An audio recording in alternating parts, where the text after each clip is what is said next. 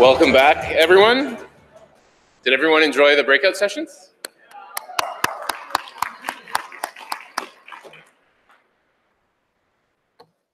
Okay, so the internet provided what we know is a revolution in how we interact with each other. And now every day we're attached to our phones or attached to our laptops. But how much of the decisions that we make are ours? And if they're not entirely ours, what power base is behind some of these decisions in this day and age?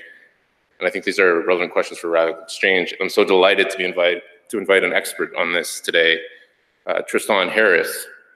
So Tristan has a storied background. He was a design ethicist at Google. He's now executive director and co-founder of the Center of Humane Technology.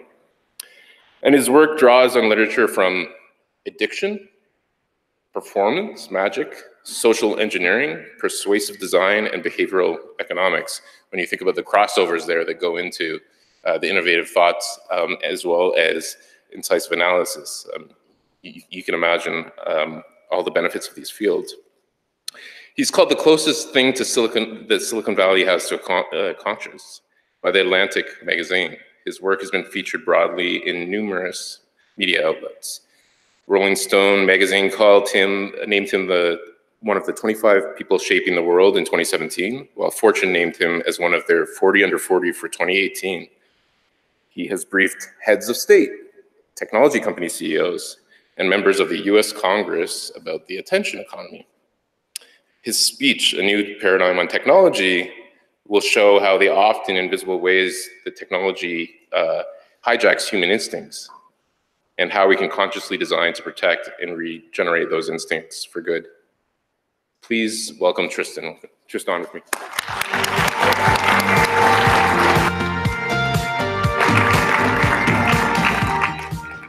All right. Thank you all for coming. Thanks, Glenn and the Radical Exchange team for inviting me. I want to talk to you today. I think there's an alignment between the set of things that I've been looking at in the Radical Exchange community, which is really the power of mechanisms and incentives when they're misaligned that cause havoc in society. And so we're going to be walking through how that misalignment in technology is causing a new kind of havoc. And to do that, first I'm going to show you this video.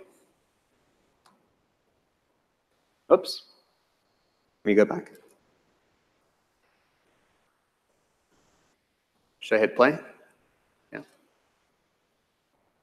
I check my phone a lot. More than I can count. I check it usually when I wake up in the morning. Playing a game. Speak up, it's coming through very quiet. I'm constantly checking my phone until I go to bed.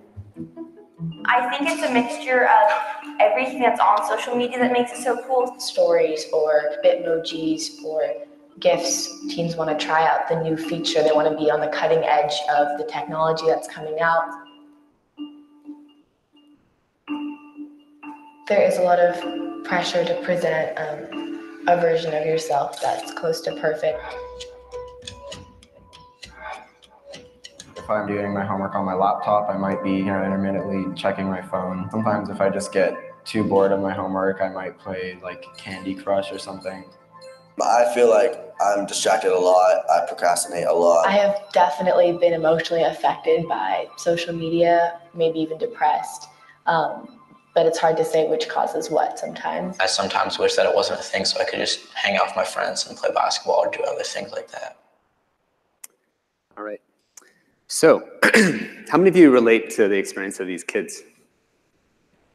Everybody, right? Because the thing about this topic is it's kind of very weird for me because I've spent the last 7 years as a design ethicist at Google, studying how do you ethically influence 2 billion people's thoughts. And when you look at the entire ant colony of humanity, and you're looking at the full stack of consequences, from attention, cognition, mental health, sleep, well-being, polarization, outragification, culture, election engineering, the entire stack is just so enormous in every language that every room I come to, it's that same experience. Everyone experiences this stuff. What's also hard for me about watching that video is that my friends in college started Instagram. And we studied at a lab together, I'll talk about later. And the reason I'm mentioning this is that a lot of my friends helped build some of the systems that we are now living inside of. And that, I think, gives me a unique perspective, because when I look at this set of consequences, I don't see this as inevitable. I see this as a product of a set of choices that we made a long time ago without really thinking very much about it. And we can make a different set of choices and live in a very different technological environment if we want to make that choice and make the turn towards that. So that's what I want to talk to you about. So Marc Andreessen said that software is eating the world in 2011. And when he said that, he was just talking about the fact that software and technology can do every other industry more efficiently than that industry without technology, whether it's Uber and self-driving cars to advertising, media. But if you think about software eating the world, we don't regulate technology. So what that really means is when you take software and it comes along and it eats the world, we think we used to think that it would look like this. But what it really looks like is the video that I showed you, which shows how private incentives eat the world. So I'll give a couple examples. You take something we used to protect, like Saturday morning cartoons. So kids used to watch Saturday morning cartoons, and it was a regulated area of the attention economy, almost like a national park. We don't drill into Saturday morning for kids. But then you just take YouTube for Kids, and it's AI, and it comes along and eats up that entire area, and suddenly YouTube for Kids is deciding what tens of millions of kids watch for hours and hours per day. You take another area, like the public square, or online advertising. And we used to have something called fair election ads. The Federal Election Commission regulates that it should cost the same amount on a Tuesday night for Donald Trump and Hillary Clinton to put an ad up, right? It should be a fair price for both candidates. But then Facebook comes along and its private incentives come along and it just gobbles up that part of society and with its private incentives and starts to reorganize the fabric of society in its image. So what I really want to talk to you about today is these three things. I want to convince you that perverse worldviews and incentives are eating and transforming the world in their image, that this happening in technology is actually holding the pen of history, and how we can realign technology with humane technology. And I'll talk about what that is. And the way that we're going to do that is by moving from a world where we were really sophisticated about technology to moving to a world where we get really sophisticated about human nature. So when I was a kid, I was a magician. This is me at my mom's birthday party ages and ages ago. That sign there says magic if you didn't see it the first time. And magic teaches you something really fundamental about human nature. It's really an odd education. Most people don't study. You could go through all of college without knowing anything about it. It shows you how the human mind works, these invisible tricks about the human mind. And the interesting thing is that these are universal human tricks. These are universal facts about human nature. So it's not like, oh, if you have a PhD in economics and political theory, then suddenly my magic doesn't work on you because you're so smart. It actually doesn't work that way. It works on all human minds, right? So the way you design menus, mentalism, cognitive tricks, emphasis, choice making, these are all gameable systems. So this gave me this very different lens to see the world. And then later in college, I studied at this lab called the Stanford Persuasive Technology Lab under BJ Fogg that teaches, actually the founders of Instagram and I met in that class. And it teaches everybody about how to apply the science of persuasion and persuasive technology, habit formation, slot machines, clicker training for dogs, all these kinds of things, to how you design technology. Could technology persuade people's thoughts, beliefs, and behaviors? And the idea is you're supposed to use this for good. So you could persuade people to go to the gym, persuade people to floss, persuade people to live out their dreams. But then, of course, it got weaponized into this, which is the race for human attention. I've talked about this many times before, so I won't go through this with you, but everybody knows that there's this attention economy, and it becomes this race to the bottom of the brainstem for who's willing to drill lower into the brainstem to suck out the attention out of human souls. And so what starts off as this sort of slot machine gamey thing that everybody knows now goes into this, okay, if you're gonna drill into people's self-image and vanity and social approval, if you're gonna hack them with slot machines and dopamine, then I'm gonna drill even deeper into vanity and social approval. So I'll add these beautification filters to images, and so now kids are able to beautify their photos, and you get these unrealistic standards of beauty. that get externalized. And then this starts to terraform the world in its image, because it's not just that it keeps kids hooked, it actually changes the fabric of society. So these are pop-up museums and restaurants where you go just to take a photo of yourself at it. And there's a quote that I honestly don't even want to go, but it'll look great on my Instagram story. So what I'm trying to get at, I think this is what this whole conference is about, is how perverse incentives start off by shaping how we see the world, and then they actually start to transform our society, and they actually start to transform history, and they transform it in its image. But I don't want to get into just the classic tech is playing tricks on our minds stuff. I want to get into where this is really going, which is with AI. So how many of you, you're about to watch a YouTube video, your friend sends it to you, says it's a great YouTube video, and you think, okay, those other times I end up getting sucked in for 2 hours, but this time it's going to be different. I'm not going to get sucked in. I'm just going to watch that one video, and then you wake up from a trance 2 hours later, and you've watched like 2 hours of Jordan Peterson videos, and you're like, what the hell just happened to me? And what happens in that moment is that when you hit play on that video, you've just activated a supercomputer on the other side of the screen. And it sees your mind as a chessboard, right? And it says, okay, I know you think you're only going to play this chess move and do this one thing, but I'm going to calculate 1 billion steps ahead on the chessboard of your mind, and I know exactly the videos that I can play that'll keep you here. If you think about, why does Garry Kasparov lose chess? Or sorry, why does he beat you or any of us at chess? It's because he just sees way more moves ahead of the chessboard. You're calculating 5 moves ahead, but he just played 1 billion games, so he's just going to beat you. But then when he loses against the computer, he loses chess for all time, for all of humanity, because there's no one who can play that many steps ahead. He was the best thing that we had. So now if you imagine that we've got 2 billion human social animals jacked into a system called YouTube every day, it's more than the size of Islam, where it's got a profile that's one out of 4 human beings on Earth, and it's playing chess against our minds, such that now 70% of YouTube's traffic is based on what the recommendation system is calculating to show you. So if people spend more than 60 minutes a day on YouTube, and 70% is now driven by the algorithms, then that's a lot of psychological influence that's determined by machines, not by people.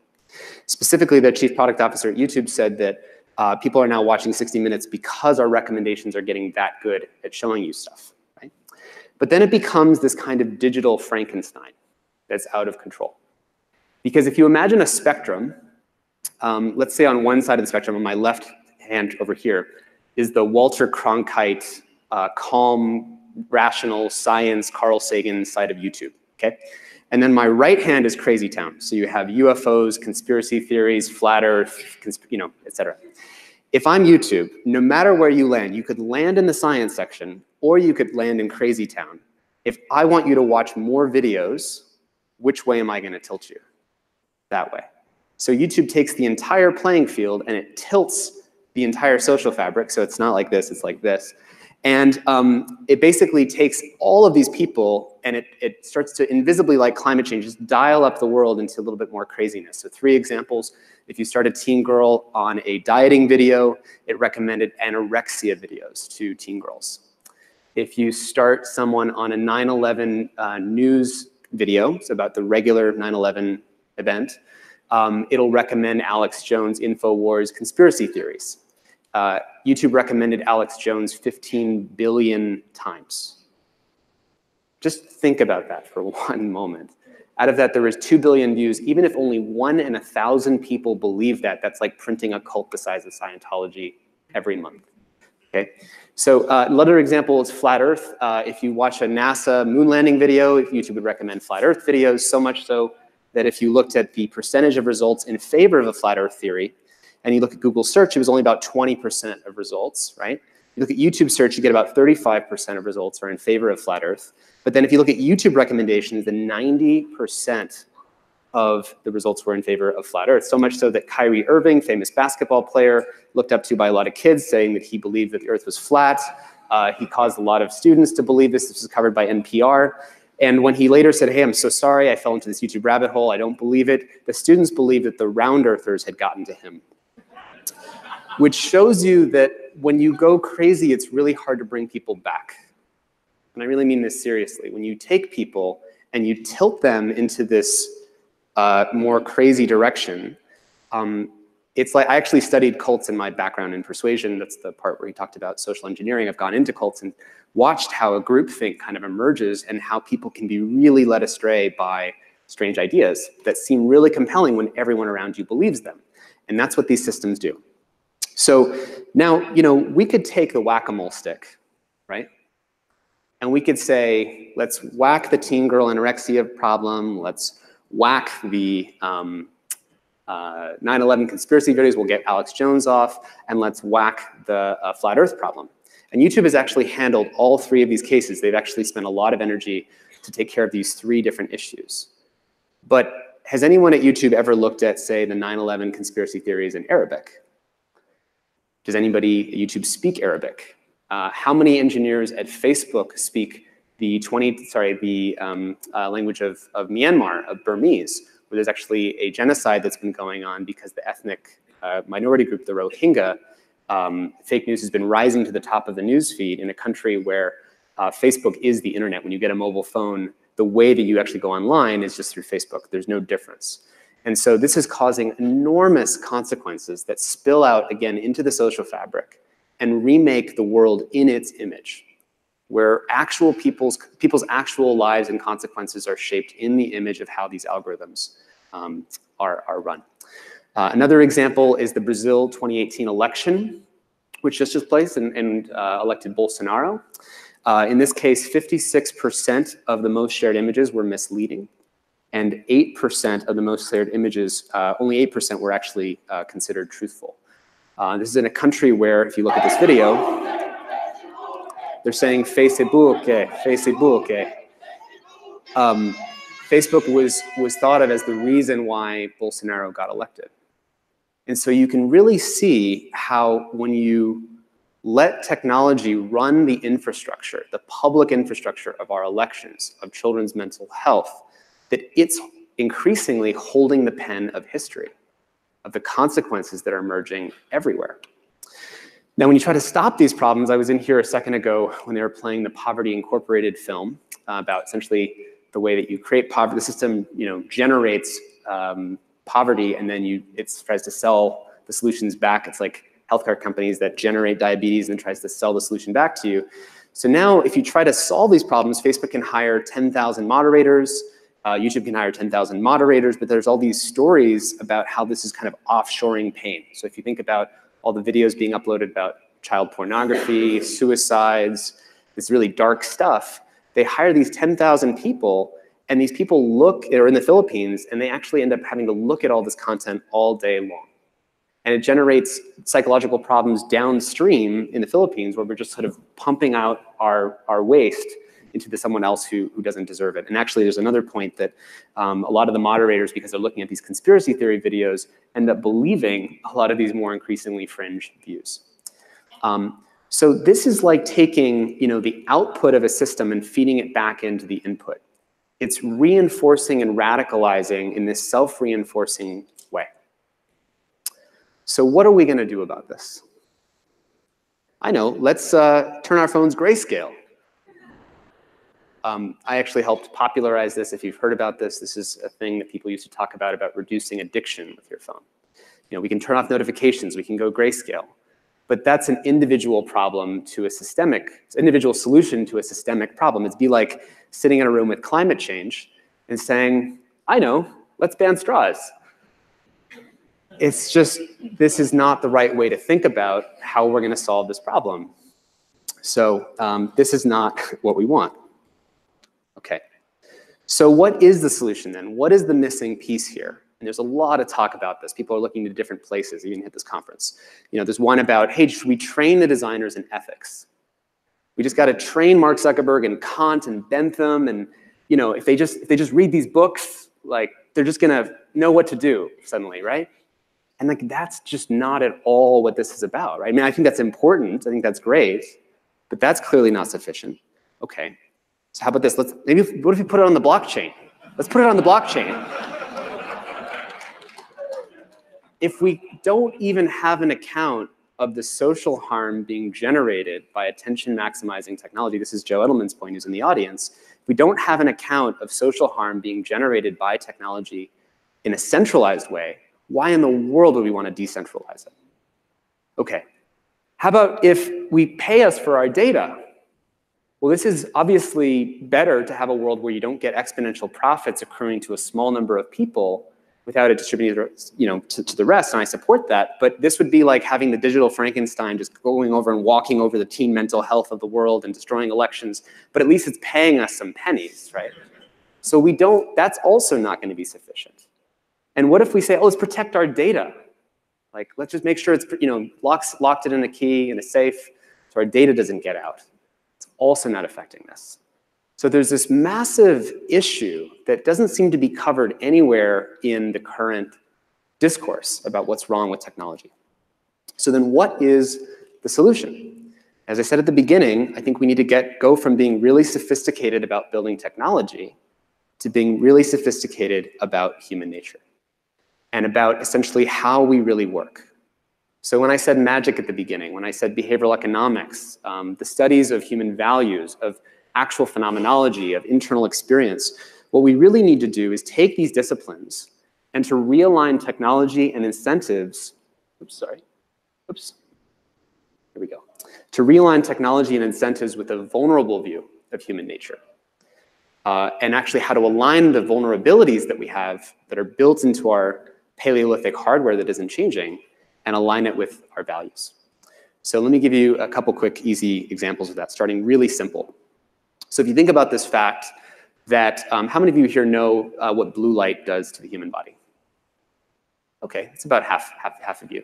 So blue light, if you didn't know, your eye, your Paleolithic hardware of your eye, is only meant to see light with blue spectrum light during daylight hours, right? Because why would you be evolved to see it any other time? When you shine light that has blue spectrum light in it in your eye after hours, it screws up your circadian rhythms and your melatonin processes and your body's cleanup processes. They're implicated in cancer cleanup and a whole bunch of other really important things. And why would we ever know this? So we just shine blue light at our faces all day long. So once you know this fact, do you just say, okay, now that I'm looking at blue light screens, I'm just going to know that that's true, but then I'm going to keep doing what I'm doing? No. So the point is we have to change technology to align with these increasingly deep, invisible facts about human nature with vulnerabilities. And if you use Flux or have seen people with yellow screens, that's all it does, is it strips out the blue light. And we can do this metaphorically at higher dimensional levels. We do this actually in the case of suicide reporting, where there's a whole set of rules about responsible reporting about suicide, because we realize that human beings are vulnerable. If you publish the methods of suicide or photos or videos of the people who did it, we know that actually virally inspires other people to commit suicide. The best data on this came from Robin Williams when he committed suicide. So instead of just saying, hey, people are making free choices all the time, and we're just going to give them what they want. So if you type in how to commit suicide, we give you 10 blue links. Instead, we say, no, there's something deeper going on in this person. And we need to listen more deeply and carefully to, again, what they might be vulnerable to and what their values might be. We've done this now recently, Facebook, in trying to deal with the issue of WhatsApp in Brazil and in India, actually limits now the number of people you can share with, because this was being gamed in several elections. So knowing that when people are sharing, they're not just making these free conscious choices, they might be being gamed and manipulated into these negative emotions spreading much faster than positive emotions, which is a fact about how our system works.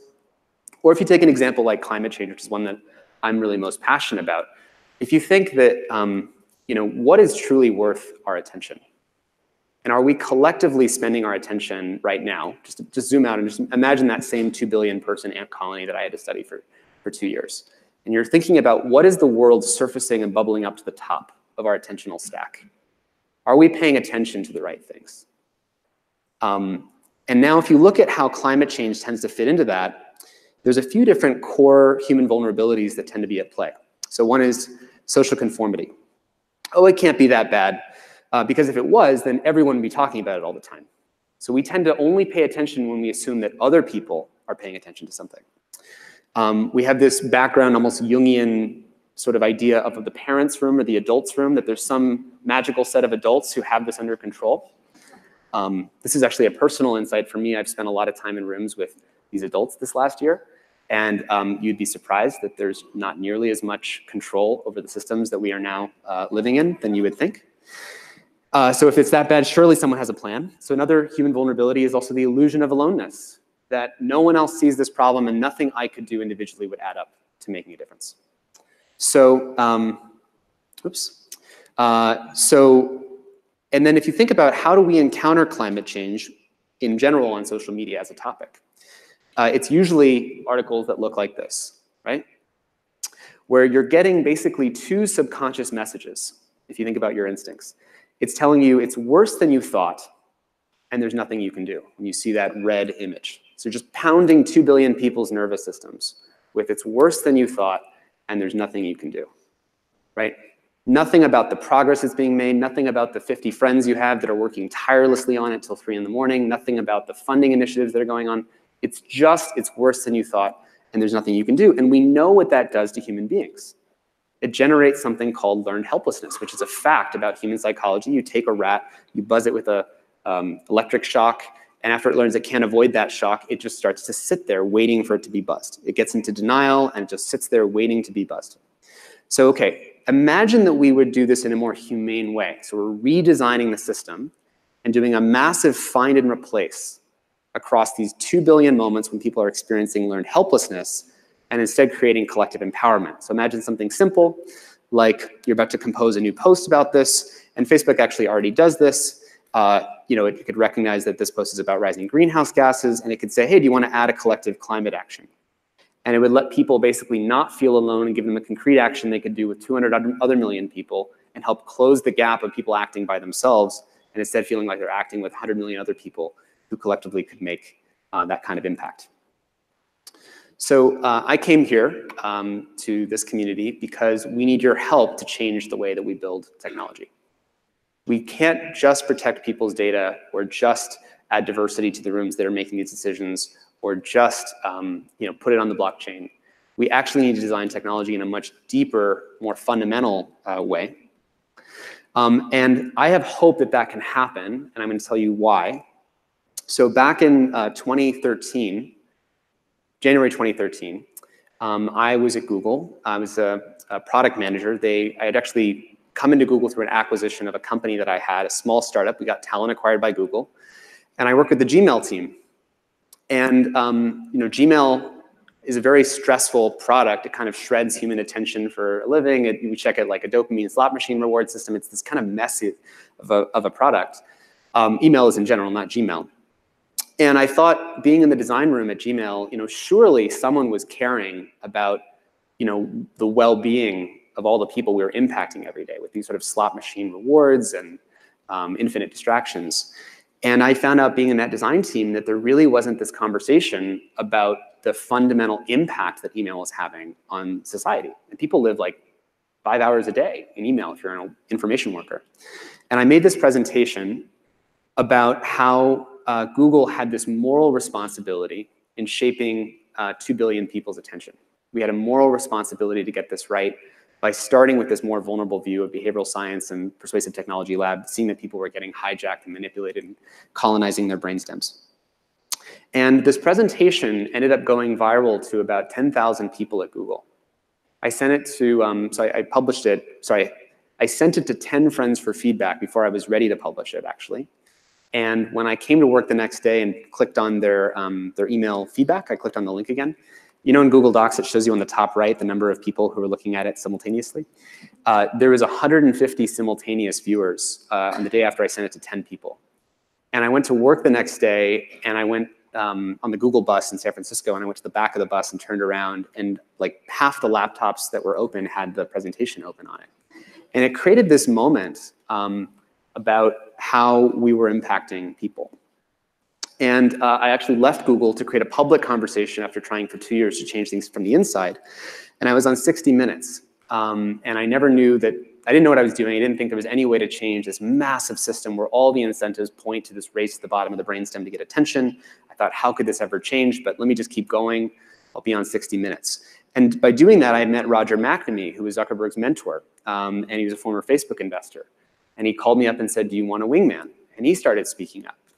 And we together started creating this public conversation. And then people like Renee DiResta, who gave a talk here yesterday, and all three of us started to speak up. And we ended up briefing the Senate Intelligence Committee on the Russia investigation. And then people like Guillaume Chaslot appeared, who's an ex-YouTube recommendations engineer, and said, hey, there's a problem here. And he started speaking up, and he joined our Center for Humane Technology. And in doing this, realizing that you're not alone, raising your hand, saying there's a problem here, let's create a conversation, let me tell you some of the impacts that have happened. 72% of teenagers now think that they're being manipulated to spend more time on their devices. The Verge said that time well spent, the debate is over, time well spent won. If you don't know, time well spent was the phrase that was popularized, that Joe Edelman and I helped popularize after a TED Talk I gave in 2013.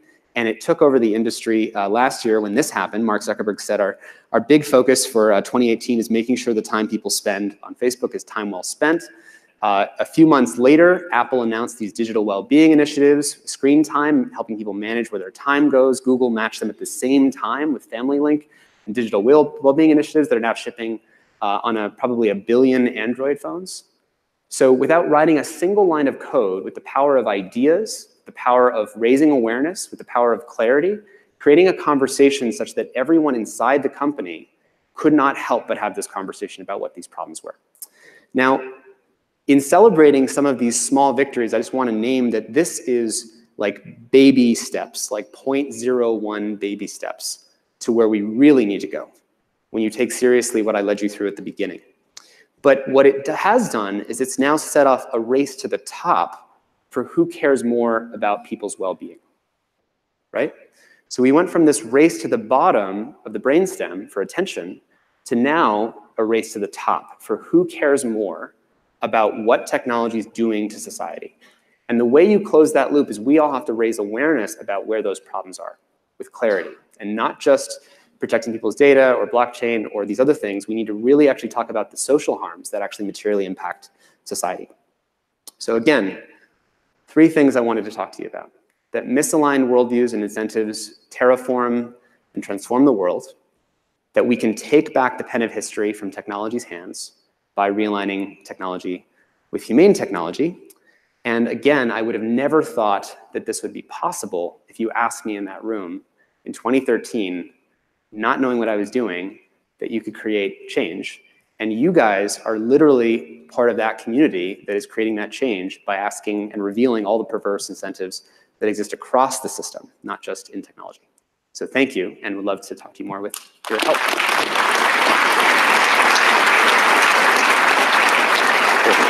Stay up here. I'll quickly introduce you. Yeah, thank you very much. Okay, thanks. Thanks so much, Tristan.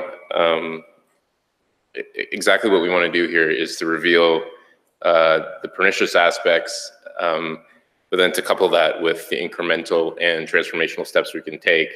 And you saw both of that, both a rude awakening of sorts. I know I certainly did. But also the optimism for the steps we can make as a community. So that's great. Wanted to, before we break for dinner, wanted to remind you about a games night we're having tonight.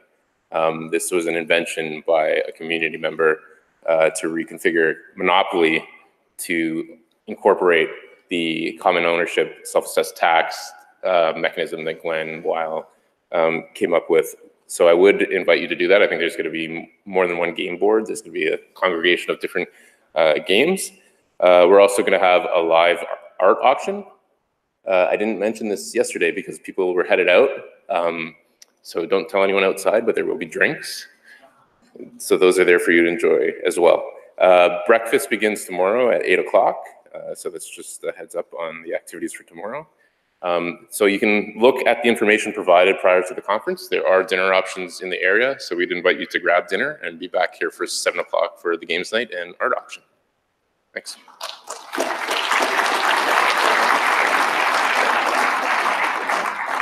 Just really quick, if anybody would like to discuss this, we're going to do a little breakout in this room over there.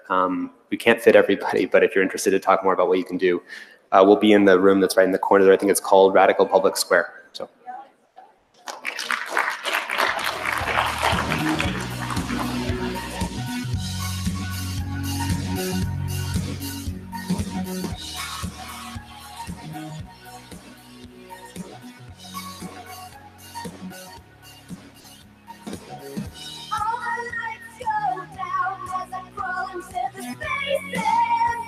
Life